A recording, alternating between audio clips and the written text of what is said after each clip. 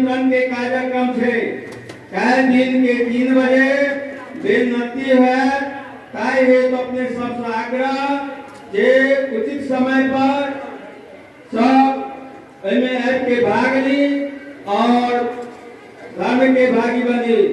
कल दिन के 3 बजे में बेनती के कार्यक्रम होया में समस्त श्रद्धालु भक्तगण से आग्रह में अवश्य के भाग ली और धर्म के भागी बनी।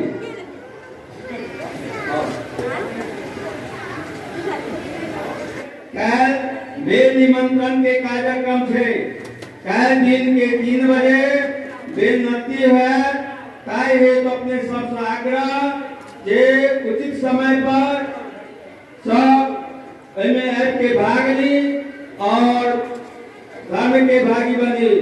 कल दिन के 3 बजे में बेनती के कार्यक्रम होया में समस्त श्रद्धालु भक्तगण से आग्रह में अवश्य के भाग ली और धर्म के भागी बनी।